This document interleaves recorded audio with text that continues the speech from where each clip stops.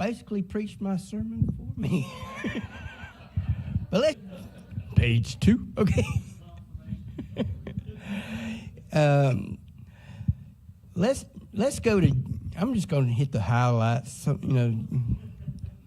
we done covered everything. Let's just hit the highlights. James 4, verse 14. James 4, verse 14. If I can even talk tonight. James 4. Okay. Whereas we know not what shall be on the morrow, for what is your life? It is even a vapor that appeareth for a little while and then vanishes away. Like Noel was saying, my mom turned 90 years old this past Monday. And she's seen a lot of history. She's probably, I was saying behind Noel, we watch the news a lot. You want to hear her version of the news sometime, but it's really interesting. But when we're getting on into age, like most of us here are, we need to start taking priorities in our life. What is the most important things? What should we put, how should we arrange our priorities? I believe our first and most important priority, we need to put Jesus first. If we put Jesus first, if we accept him into our lives, and we live every day of our life the way that he wants us to do to the best of our ability, folks will notice. Folks will notice. I also remember that the folks that have kids needs to raise the kids to know Jesus. Because, as we look at as we were saying, as we look at the news, things are fixing to wind down, folks. They are fixing to wind down. And you talk to the younger generation nowadays, a lot of them don't even know what's going on. Even some of the older folks don't realize what's going on. A thought just popped into my head about one time while I was still working at the library, a lady that worked with me we were talking about the rapture. And I said, can you imagine everybody just rising up? She says, yeah, that'd be nice if we could fly. A lot of the churches, some of the churches are still preaching the word, still teaching the way that things should be. But there's a whole group of churches that are not teaching the way that they should. They're just leaving folks hanging, hoping that things are going to go right. I was talking about raising kids, and there used to be a lady that me and Marlene knew. Her name was Brenda. And she's gone now, but I remember I was working with her one day, and out of nowhere, I don't know where this came from, but she said, buddy, she says, I think I've been a pretty good parent. All my kids are grown. All of them are attending church. All of them are married. All of them's got good jobs. I think I've done pretty good as a parent. Some of the parents nowadays just don't care. They're not teaching their kids the way that they should be going.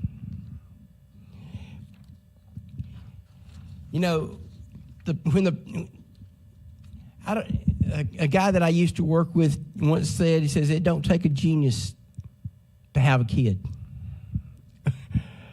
But once the child is born into this world, then comes the responsibility of teaching them how to be a mature adult, how that they should go to church, how they should give their heart to Jesus, how they should take on responsibility. But a lot of families, a lot of parents aren't doing that now. I was talking to my friend David the other day. Me and him talk every Monday. And I don't want to preach at him, really, but I will say something like, man, have you checked out what's going on in Israel? You know, the time's getting close, you know. And I was just talking to him, and I says, you know, he says, and he told me something that I knew, but I'd forgot. He says, we talk about the rapture, and that's good. He said, but Jesus might be coming for one of us today. Jesus might be coming for one of us. You know, and that just kind of makes you stop and think. You know, we can talk about the rapture all we want to, about Jesus returning, but we ain't promised the idea of getting back home. The rapture, yes. We're supposed to tell our friends. We're supposed to tell our family. We're supposed to tell others. We're supposed to tell our co-workers. We're supposed to tell anybody that'll listen that Jesus is coming. And it won't be long. You know, I used to not be the kind of person that would talk that much about religion and Christianity and all. But one day I was out, and there was this fellow that I asked him if he and his wife were there, and I said, I said something about, y'all go to church? And he told me that they went to what church they went to, and I'm sitting there, I'm like, where'd that come from? You know, God puts opportunities in each and every one of our lives that we need to share Jesus with people. I ran into our friend Johnny's brother one day.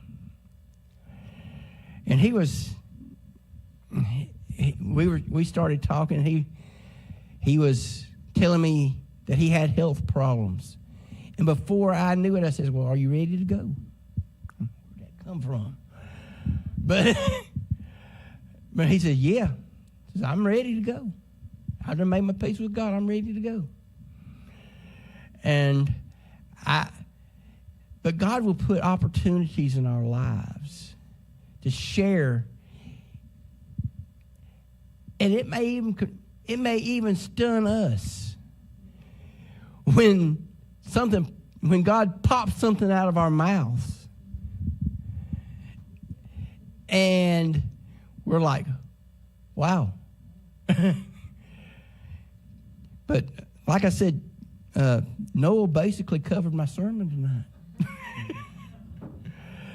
But is there anybody here that wants to pray about anything or got anything that they want to talk to God about?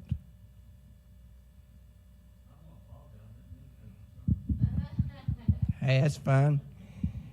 Explain to them why you were so surprised about the lady at the library that didn't understand the rapture. Oh, yeah, because she had been raised in church. She had been going to church she'd gone to a Methodist church, she'd gone to a Presbyterian church.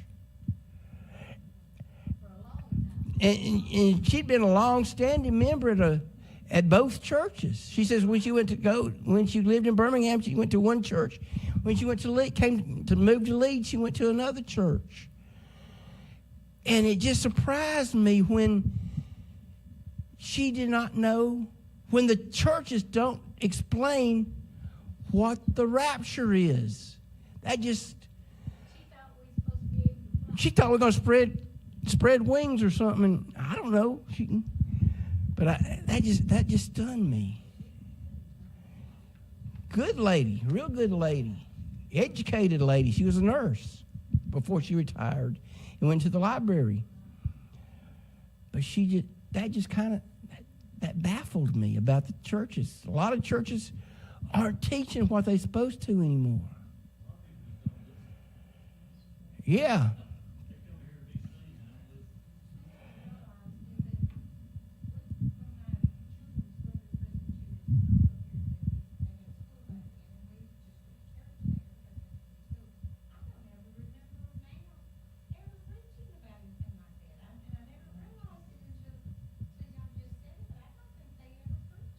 Top it off. Well, a lot.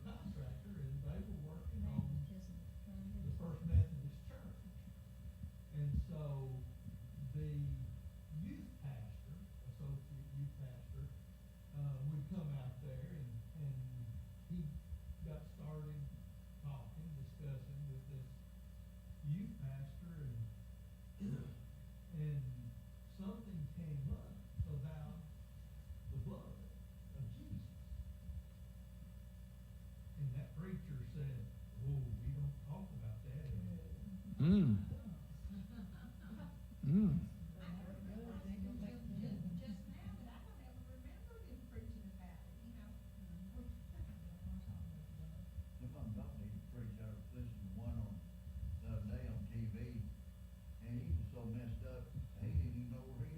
Hmm. Kind of reminds you of Biden, don't it?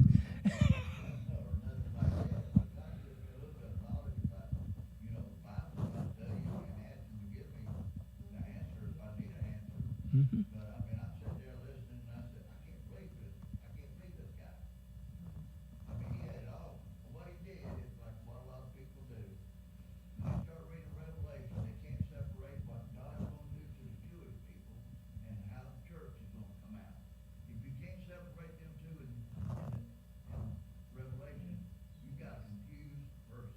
Mm-hmm.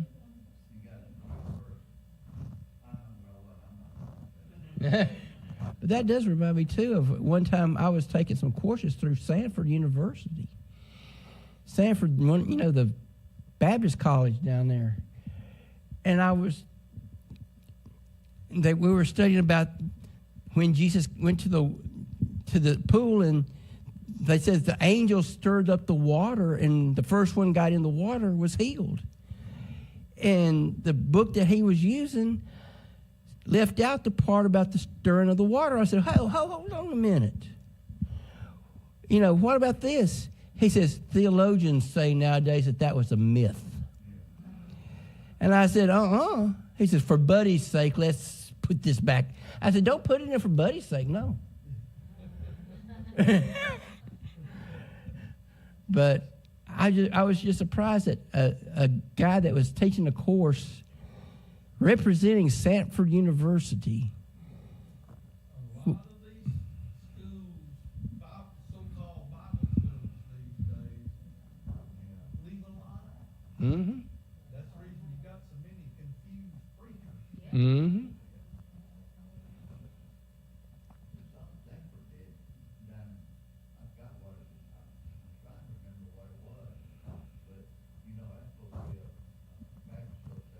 Mm-hmm.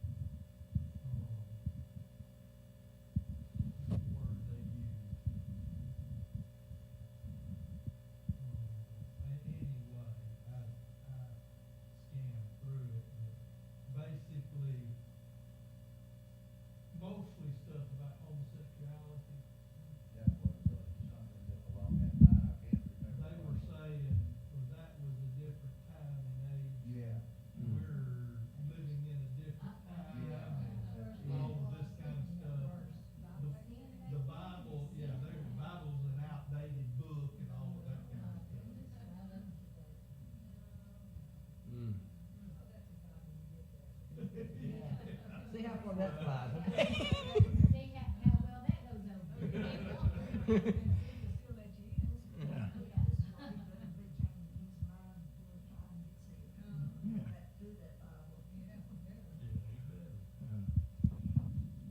Well, it's come to the time, you know, that some of people are even afraid to say they're a Jew Yep. because they're going to be persecuted. Well, you know, I would. But I think a lot of these colleges, a lot of these people have been taught, but they've been taught by foreigners, people from another country. We don't have any idea what they're coming in here and teaching our college Even kids. in schools. And the schools too. Well, you know, I was hearing on the news the other day about this Jewish girl that was at one of the colleges. She says, I am scared now to even walk across the campus. She says, me being a Jew, I am scared to walk across the campus. You know, and that is not the way things should be.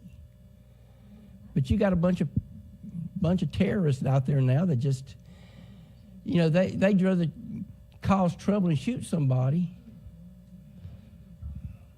Yeah. I wonder how many